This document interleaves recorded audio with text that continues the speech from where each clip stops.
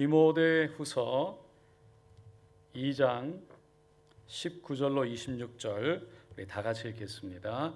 그러나 하나님의 견고한 터는 섰으니 인치심이 있어 일렀으되 주께서 자기 백성을 아신다 하며 또 주의 이름을 부르는 자마다 불의에서 떠날지어다 하였느니라. 큰 집에는 금그릇과 은그릇뿐 아니라 나무 그릇과 질그릇도 있어 귀하게 쓰는 것도 있고 전하게 쓰는 것도 있나니 그러므로 누구든지 이런 것에서 자기를 깨끗하게 하면 친히 귀 쓰는 그릇이 되어 거룩하게 주인의 쓰심에 합당하며 모든 선한 일에 준비함이 되리라. 또한 너는 청년의 정욕을 피하고 주를 깨끗한 마음으로 부르는 자들과 함께 의와 믿음과 사랑과 화평을 따르라. 어리석고 무식한 변론을 버리라. 이에서 다툼이 나는 줄 알미라. 주의 종은 마땅히 다투지 아니하고 모든 사람에 대하여 온유하며 가르치기를 잘하며 참으며 거역하는 자를 온유함으로 훈계할지니 혹 하나님이 그들에게 회개함을 주사 진리를 알게 하실까 하며 그들로 깨어 마귀의 올무에서 벗어나 하나님께 사로잡힌 바 되어 그 뜻을 따르게 하실까 함이라. 아멘. 아멘. 오늘 저는 디모데후서 2장 19절로 26절 말씀을 통해서 귀히 쓰는 그릇이라는 제목으로 잠깐 은혜를 나누고자 합니다. 디모데후서 우리 2장을 전체를 쭉 읽어보면 예수님께서 우리를 쓰시는 방법에 대해서 얘기를 하고 있습니다. 하나님이 우리를 어떻게 쓰시는가? 그것은 우리가 지지난주 또 지지난주 다 이렇게 보았던 말씀처럼 1장에서 13절까지는 예수 그리스도의 좋은 병사로 하나님께 쓰임 받아야 되는데 그러기 위해서는 하나님의 은혜를 깨닫고 그 은혜 안에서 고난과 때로는 어려움을 훈련으로 잘 받아서 이겨내야 된다라고 그랬고요.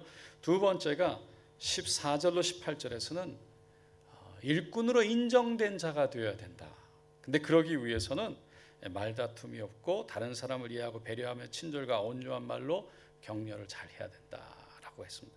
이제 오늘 세 번째인데요. 오늘 본문에서는 귀하게 쓰이는 그릇이 되기 위해서는 이라고 예를 들어서 말하고 있습니다.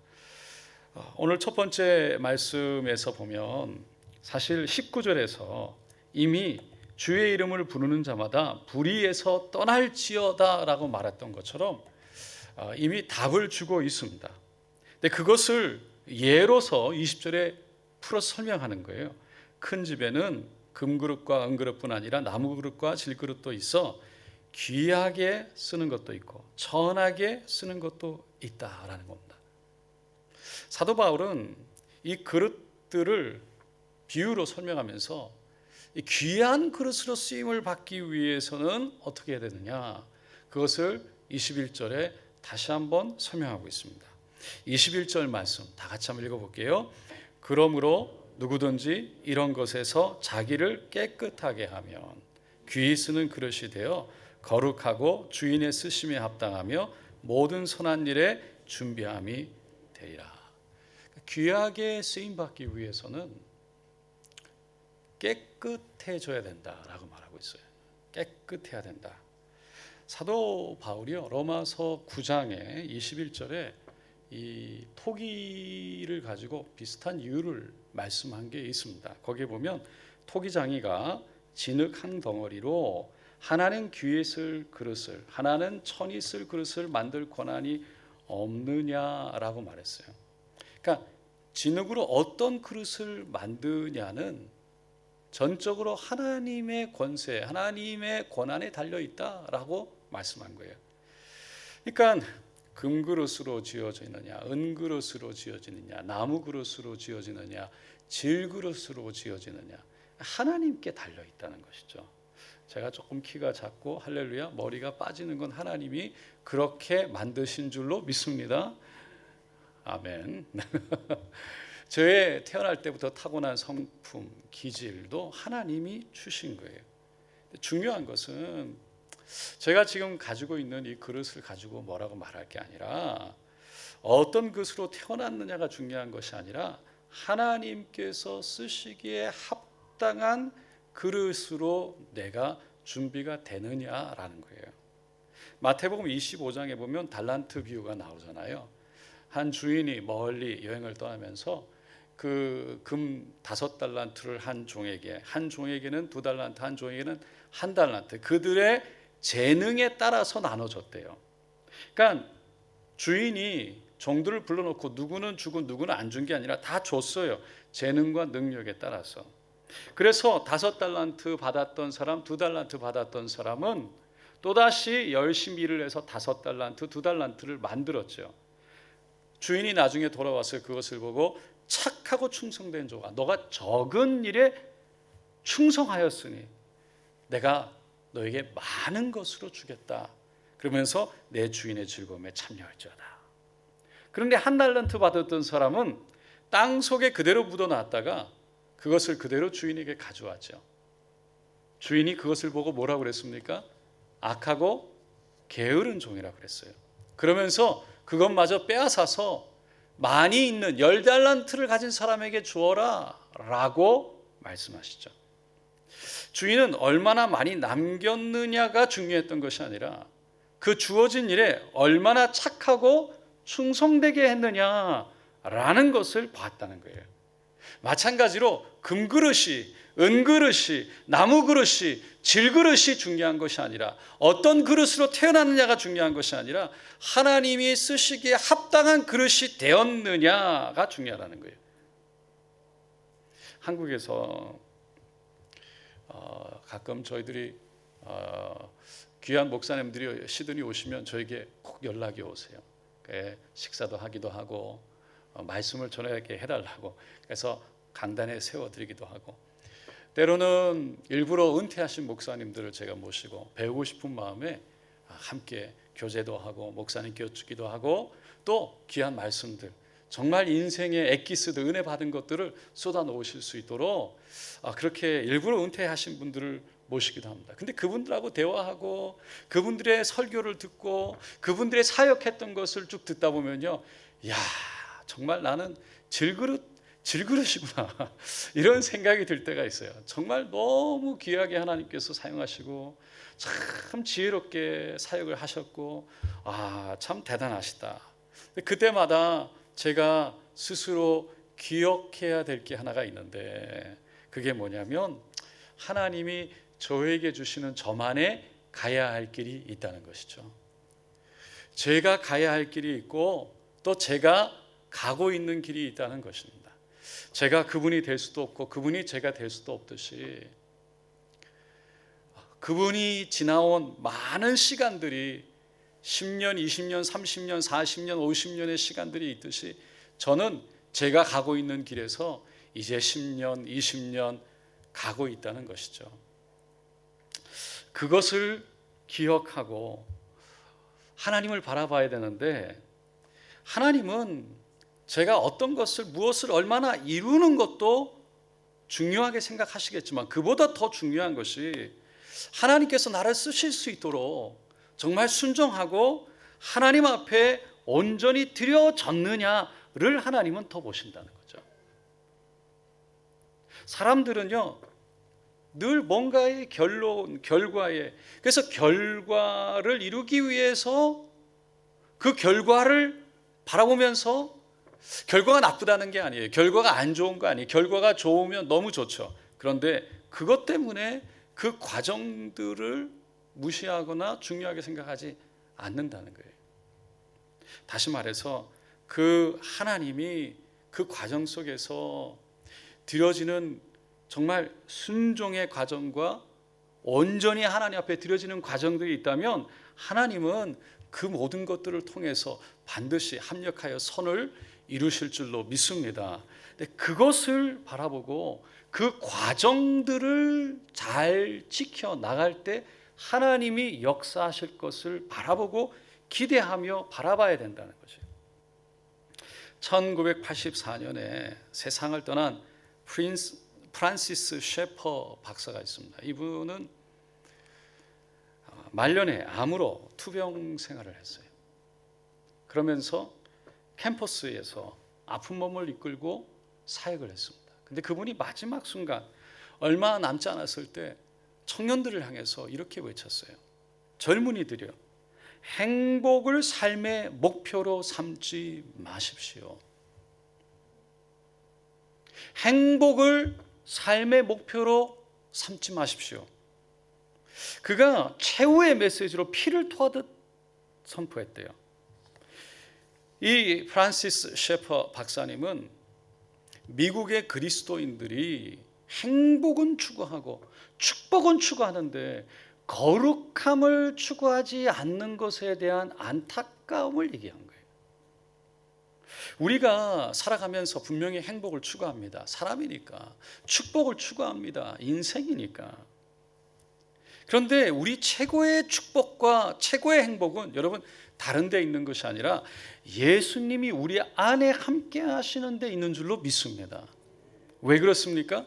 그분이 우리와 함께 하시면 우리는 어떠한 상황과 어떠한 처지에 처한다 할지라도, 우리가 배부른다 할지라도, 아니 비천함에 있다 할지라도 사도 바울의 고백과 같이 우리는 모든 것을 주 안에서 할 수 있기 때문인 것입니다. 그분이 우리와 함께 하시면 그분이 모든 만왕의 왕이시고 만주의 주이시고 그분의 뜻이 분명히 이루어질 것을 알기에, 그분의 뜻은 나를 향해 선한 것을 알기에 우리는 모든 상황에서 분명히 두려움이 없이 갈 수 있는 줄로 믿습니다. 언젠가 한국의 최고의 부자 조카가 높은 빌딩에서 뛰어내려 투신 자살한 적이 있지요. 그 조카가 돈이 없었을까요? 먹고 살 게 걱정이 됐을까요? 그렇지 않았답니다. 삶의 의미, 삶의 방향을 한순간 잃어버렸어요. 무엇을 어떻게 살아가야 될지 엄청난 절망과 좌절이 찾아왔어요. 그 좌절과 절망이 삶의 방향과 의미를 잃어버렸을 때 완전히 그 안에 묻혀버렸어요. 그래서 자신은 더 이상 미래가 보이지 않아서 그 허무 가운데 던진 거예요.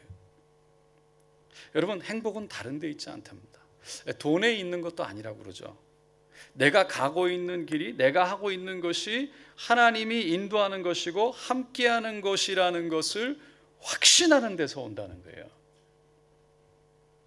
물론 제가 이렇게 말하지만 이 세상에 정말 몇 사람이나 자신이 하고 있는 일을 하나님이 인도하신 일이라고 믿고 하는지 모르겠습니다. 이 세상에 몇 사람이나 정말 자기가 하고 있는 일을 좋아서 하는지도 모르겠어요. 하지만 중요한 것은요, 자신이 지금 하고 있는 일을 열심히 할 수 있을 때가, 거기에 전념해서 그 일을 열심히 할 수 있을 때가 행복할 때라는 거예요. 목사는 목사의 일을 열심히 할 때가 행복해요. 제가 설교를 준비하고 설교를 하는 것이요, 많이 힘들어요. 할렐루야.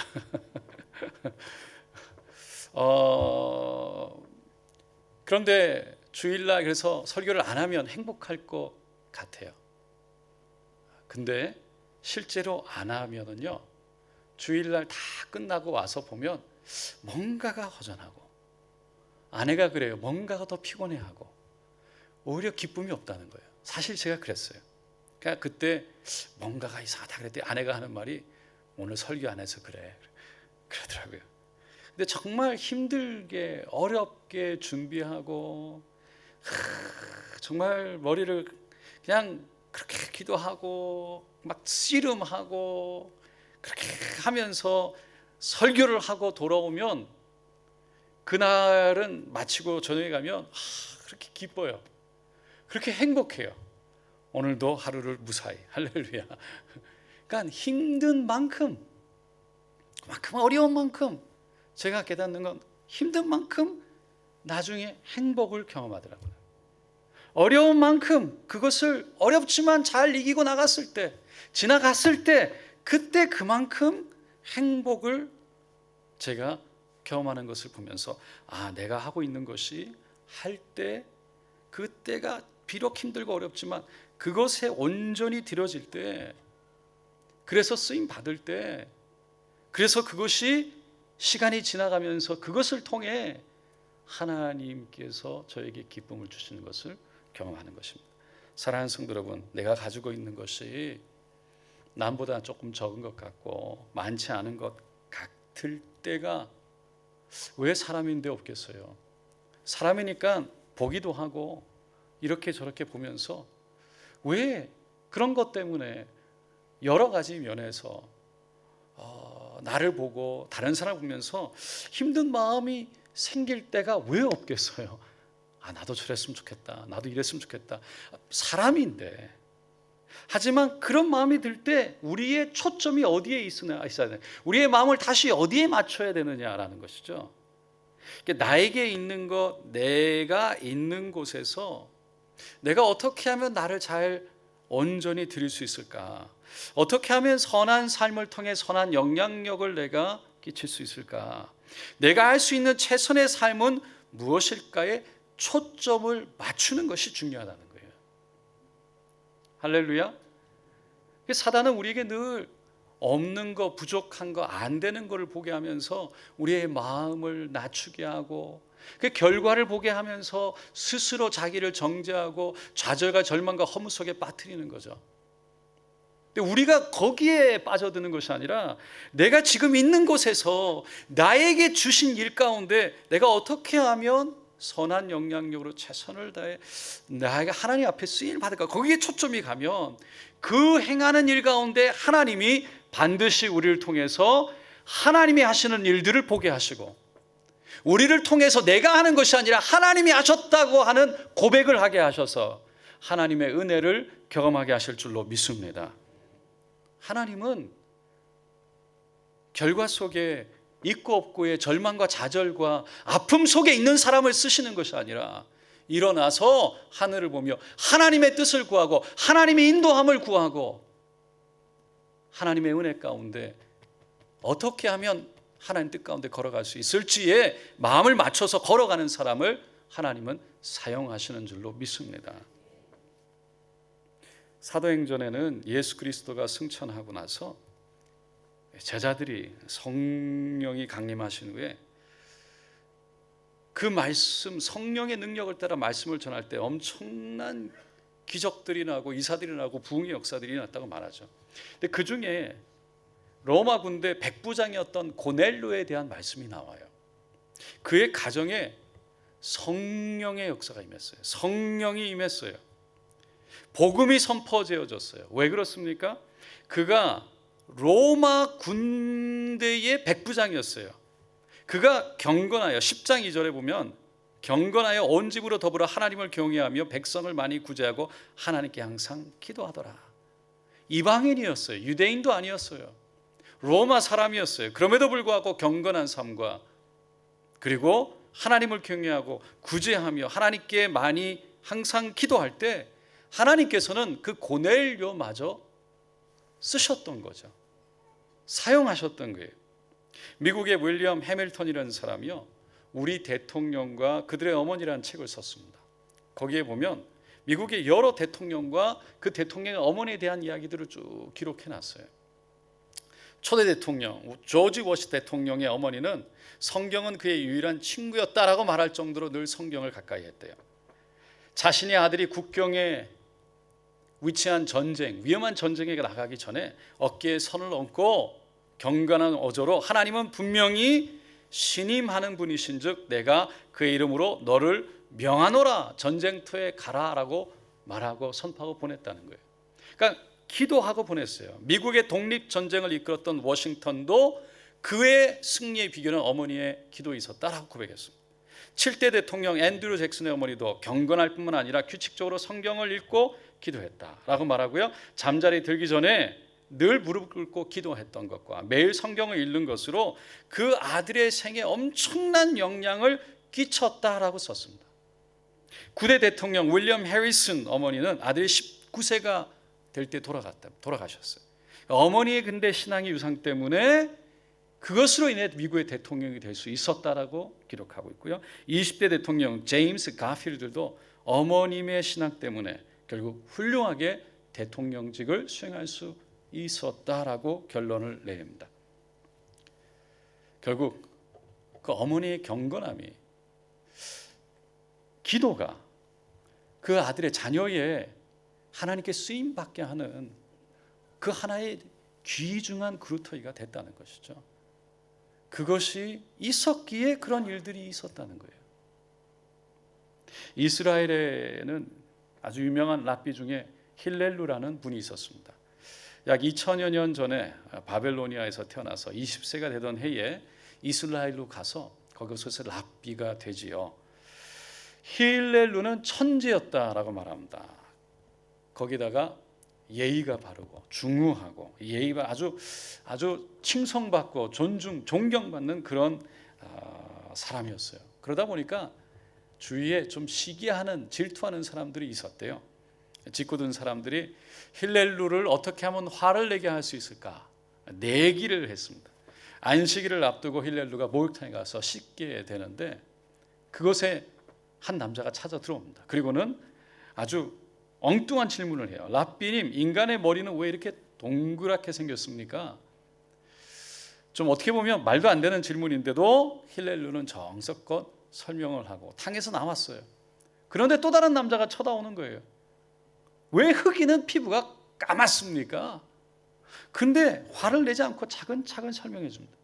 또 탕에 들어갔더니 그렇게 사람이 찾아와서 말하고 가기를 5번을 반복을 하는데 한 번도 화를 안 내고 설명을 해주고 그렇게 친절하게 하는 거예요. 마지막에 찾아온 남자가 하는 말이, 아니 랍비님 같은 사람은 이 세상에 없었어야 될 뻔했다고. 내가 랍비님 때문에 돈을 다 잃었다고. 그래서 솔직하게 얘기를 했어요. 어느 날 이 힐렐루 랍비가 이 밖에 나가는데 학생들이 쳐다보고는 어디 가시는 줄 알고 어디 가세요로 쫓아온 거예요. 그런데 나는 지금 선한 일을, 착한 일을 하고 가기 위해서 바쁘게 가고 있다네. 그러니까 학생들이 궁금한 거예요. 그래서 몰래 따라갔답니다. 보니까 대중 목욕탕으로 들어가는 거예요.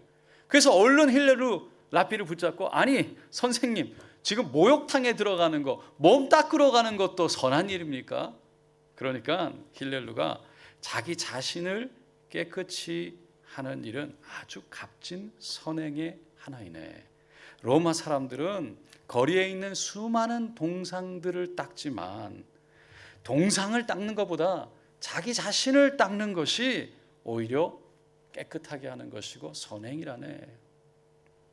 우리는 몸만 닦는 것이 중요한 것이 아니라 우리의 마음을 닦는 것이 중요한 줄로 믿습니다. 우리는 늘 밖에 있는 걸 많이 봐요. 외부에 있는 것을 봐요. 밖에 깨끗한 거, 옷 잘 입는 거, 우리가 뭔가 가지고 채워지고 실력을 가지는 어떤 뭔가 외부로 드러난 것들에 굉장히 관심이 많아요. 근데 정말 우리가 관심을 가져야 될 것은 하나님은 우리의 중심을 보시기 때문에, 할렐루야, 마음을 닦는 게 참 중요하다는 거예요. 마음을 닦는다. 인격을 닦고 중심을 닦고 하나님 앞에서 우리를 깨끗하게 닦아야 된다는 거예요. 여러분, 우리가 경건을 위해서 깨끗하게 닦는 것이 참 이 세상에, 요즘 세상에 쉽지 않죠. 손만 내밀면, 눈만 돌리면 경건하지 않은 것들이 수두룩합니다. 나이가 들면서 물질은 있고 시간도 생길 때 얼마든지 유혹의 손길들이 많이 있습니다. 그 중년의 위기들이 있을 수 있죠. 근데 그때 우리가 우리의 마음 가운데 우리의 마음을 어떤 마음으로 가져야 되느냐는 것이죠. 다시 말해서 어떤 소원을 가져야 되느냐는 거예요. 우리 안에 어떤 소원이 있습니까? 어떤 마음이 있습니까? 하나님께서 나에게 복을 내리시고 하나님이 나를 사용하시고 하나님이 나를 통해 역사하시고 하나님이 나를 통해서 하나님의 은혜들을 경험하기를 원합니다라고 고백하고 기도하지만 우리가 바라보고 우리 마음 가운데 있는 소원들은 뭐냐는 것이죠. 우리 마음의 소원이 뭐냐? 12년 동안 혈류병을 앓았던 여인, 12년 몸에서 피가 나니까 그게 너무 힘들고 냄새가 나기도 하고 거룩하지 못하다 그래서 주위 사람들에게 함께 갈 수도 없는, 그래서 분리되어져 살아가야 되는 사람, 너무 고통 가운데 있었죠. 예수님이 오신다라는 얘기에 예수님께로 나아갔어요. 예수님을 만지기만 하면, 예수님이 기도만 해주면 나을 거라는 확신이 있었어요. 믿음이 있었어요. 그래서 사람들 앞에서 표관하게 사람들 앞에 서서 예수께로 그 모든 스포트라이트를 받으면서 들어갈 수가 없어서 뒤로 해서, 그것도 머리를 숙이고 몸을 숙여서 기다시피 예수님의 옷자락 겉옷을 끝에 부분을 대기만 한 거예요. 손을 댄 거예요. 여러분, 예수님이 뭐라 그러셨습니까? 누가 나를 만졌느냐? 제자들이, 여기 이렇게 사람들이 많고 예수님 밀치고 있는데 누가 예수님을 만졌다니요? 무슨 말씀이세요? 나에게서 능력이 나갔다. 그 말을 들을 때 그 여인이 자기 바로 나음을 입었다는 것을 깨닫고 일어나서 얘기를 하죠. 그때 딸아, 내 믿음이 너를 구원하였으니 평안히 가라. 내 병에서 놓여 건강할지어다. 왜 이 혈루병 여인에게 이런 하나님의 축복이 있었습니까? 그에게는 간절한 소원이 있었기 때문입니다. 그 마음에는 예수님을 만지기만, 예수님이 나를 만져주시기만, 예수님이 나에게 말씀만 하셔도, 예수님이 나와 함께만 하셔도 내가 온전해질 거라는 간절한 소원이 있었던 거예요. 그 소원이 그로 하여금 예수님을 향해서 엎드려서라도 걸어가게 했어요. 기어가게 했어요. 그 옷자락만이라도 만지고 싶은 마음, 그렇게 하겠어요. 여러분, 우리 안에 어떤 마음이 있느냐는 거죠. 잘 살고 싶지요? 축복받고 싶지요? 잘 되고 싶지요? 성공하고 싶지요? 왜 그 마음이 사람인데 없겠어요? 그런데 그 마음을 가지는 것도 중요하고 필요하겠지만, 그 전에 정말 하나님이 축복의 근원이시고, 정말 하나님이 생사복을 주관하시고, 정말 하나님이 우리의 인생을 인도하시는 분이라고 믿는다면 그분을 바라보고 그분의 손을 좀 붙잡고자 하는, 그분이 내 안에 들어오셔서, 그분이 나를 통해서 역사하시, 그분이 나를 통해서 일하실 수 있는, 내가 준비되기를 원하는, 그분을 좀 모셔드리기를 원하는, 그분과 함께하기를 원하는 소원이 내 안에는 얼마나 있느냐라는 것이죠. 그래서 그 소원 때문에 그 혈루병 앓던 여인이 그 예수 뒤에서 돌아가서 그 겉옷자락을 힘들게 밟힐 수도 있었고요, 정말 사람들에게 밀칠 수도 있었고 무시당할 수도 있었지만 그게 중요한 게 아니었어요. 예수님 옷자락을 만지는 게 중요했습니다. 사랑하는 성도 여러분, 우리가 무엇을 많이 이루고 가지고 만들어내는 것도 중요하겠지만, 그것보다 내가 주님께서 나와 안에 계시고 주님이 나를 붙잡고 인도하시고, 그 주님이 나를 통해서 역사하시길 원하는, 주님이 나에게 지혜를 주시고 주님이 나에게 알려주시고 주님이 나의 복이 되어주시기를 원한다는 간절한 소원이 있어서 그것을 향해 나아갈 때 그 마음을 들어서 사용하시는 그 하나님, 그래서 하나님이 하셨다라고 하나님의 은혜를 경험할 수 있는 그 은혜가 우리의 삶 속에 있게 되시기를 예수님의 이름으로 축원드립니다.